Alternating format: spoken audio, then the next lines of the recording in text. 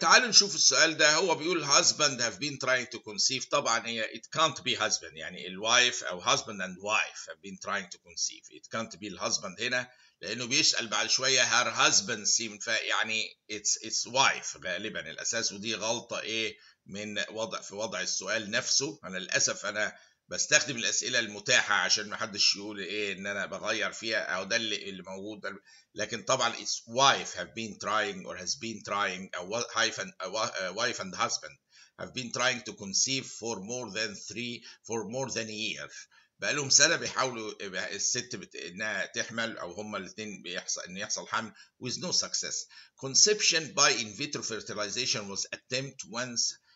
حاولوا مرة واحدة 3 months ago but was unsuccessful. يعني هم حاولوا الراجل والست يعملوا conception ووصلوا لمرحلة in vitro fertilization وفشلت.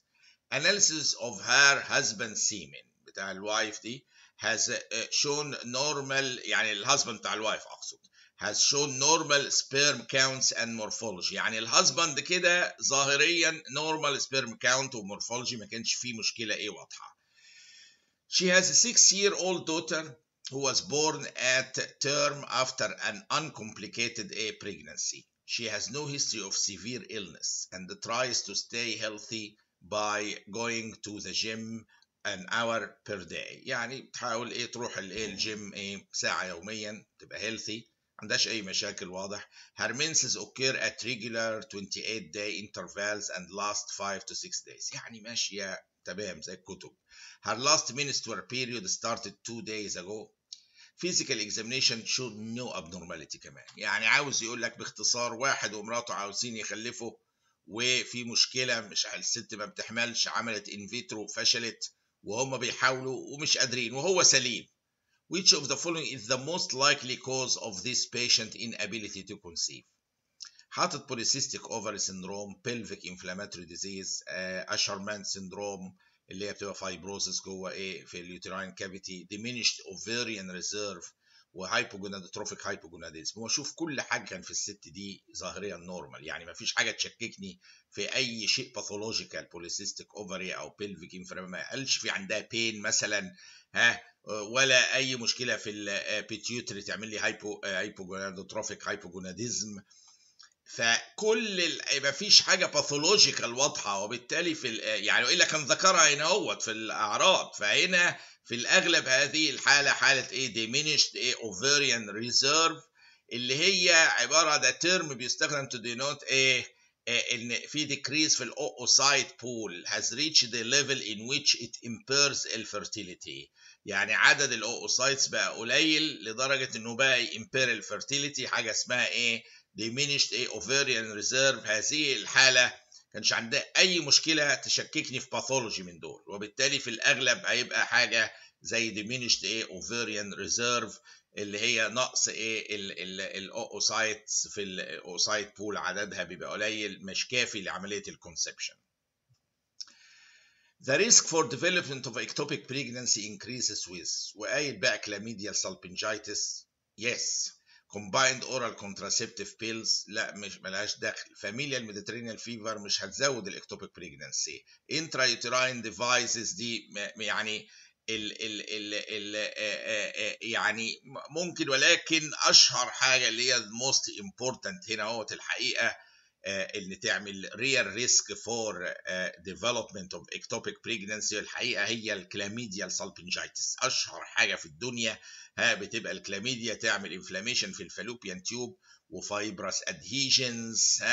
اهي الادهيجنز تديستورتت وتبص تلاقي حصل اكتوبيك بريجنانسي داخل الفالوبيان تيوب.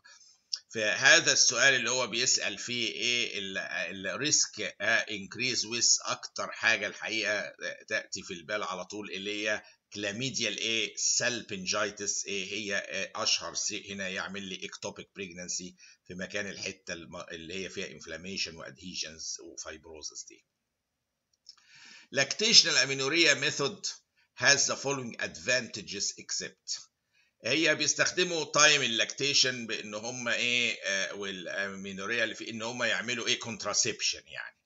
فيعني حاجه فيسيولوجيكال زي ايه المنع فتره معينه اثناء البيريود والسيف بيريود والحاجات دي، فدي بيستخدموا تايم اللاكتيشن بحيث انه يعملوه كفيسيولوجيكال واي للكونتراسبشن.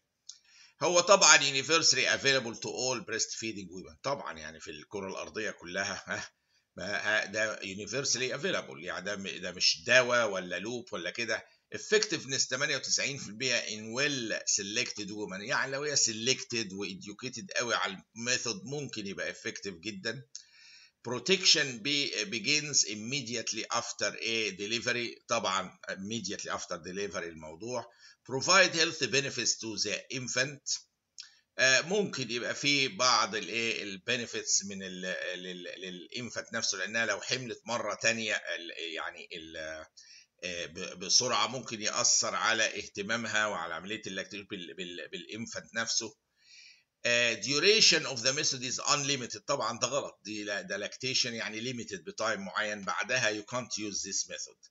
فطبعا الاجابه الغلط اللي هي duration of the method اللي هي اللاكتيشنال امينوريا دي، انه unlimited دي اجابه خاطئه، ده 100%، ده هي اذا كان في حاجه limited هي دي limited بوقت اللاكتيشن. فاللاكتيشنال امينوريا ميثود دي او LAM is a contraceptive method where the mother، دي حاجه بتنصح بيها WHO في الدول الفقيره اللي في الحتت اللي ما عندهاش contraceptive pills او لوبس، وعاوزين ينصحوا الامهات ايه ان هم ازاي يستخدموا تايم اللاكتيشن، ويعلموهم ازاي ايه يستخدم بطريقه بحيث ايه تقلل معدلات الحمل الثاني إيه انه يحصل. فالمذر بتبقى informed و supported in how to use البريست فيدنج ايه for a contraception لفتره محدوده معينه بتاعت ايه اللاكتيشن. The most common congenital fetal malformation أو fetal malformation in diabetes mellitus is، يعني ال most common congenital fetal malformation في الديابيتكس هو السؤال ده جه قبل كده بس هو الصيغه لا يعني ناخد بالنا منها. المفروض the most specific للديابيتس اللي هي لما اشوفها اقول دي غالبا ديابيتس اللي هي السيكرال اجينيسيس، ولكن الموست كومن في الديابيتس عامه هي ال VSD الحقيقه ventricular واtrial septal defects، دول اشهر حاجه السبتم يحصل فيه ديفكت في الديابيتك ماذرز، هو دي الموست كومن بس مش سبيسيفيك قوي للدايابيتس، تحصل في مليون حاله تانية. ولكن السيكرال اجينيسيس از ريلاتيفلي راذر مور سبيسيفيك للدايابيتك وومن، يعني خاص بيهم قوي.